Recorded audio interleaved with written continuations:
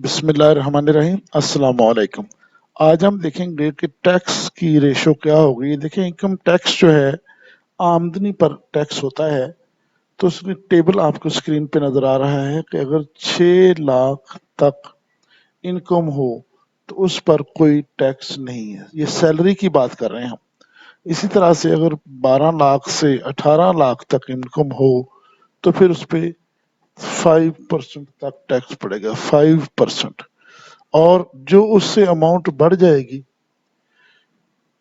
Exceed कर जाएगी उससे, तो यानी 6 लाख से जो ऊपर अमाउंट उस पे पड़ेगा। 12 लाख से मुराद ये नहीं है कि 12 लाख पे पड़ेगा, इससे मुराद है कि जो पहला 6 लाख उस पे नहीं पड़ेगा, उससे अगले 6 लाख पे पड़ेगा।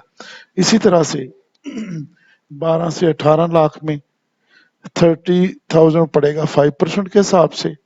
18 से 25 लाख पे, ये आपको नजर आ रहा है, ये पहले 6 लाख को छोड़ के पड़ना टैक्स।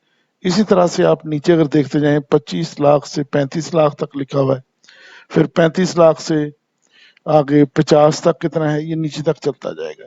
ठीक है, ये जो सेकंड कॉलम में है प्लस लिखा हुआ है, तो 10% ऑन अमाउंट कि जो 18 लाख से अमाउंट ऊपर होगी उस पर 10% पड़ेगा, उस पर 10% पड़ेगा, और वो 1.2 मिलियन तक जाएगा।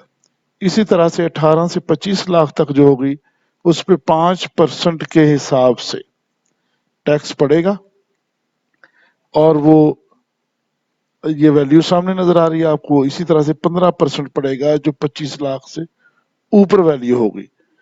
तो इस तरह से आप टैक्स को, रेशो को डिफाइन कर सकते हैं कि आपकी कितनी आमदनी पे कितना टैक्स लगेगा।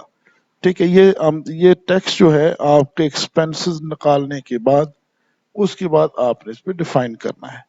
तो ये चार्ट से उम्मीद है आपको अंदाजा हो गया होगा कि टैक्स कितना पड़ना है, कितनी रेशो होगी, और अगर मुकर्रर या मुतय्यन करदा रकम से ज्यादा अमाउंट हो जाए तो फिर टैक्स कितना पड़ेगा।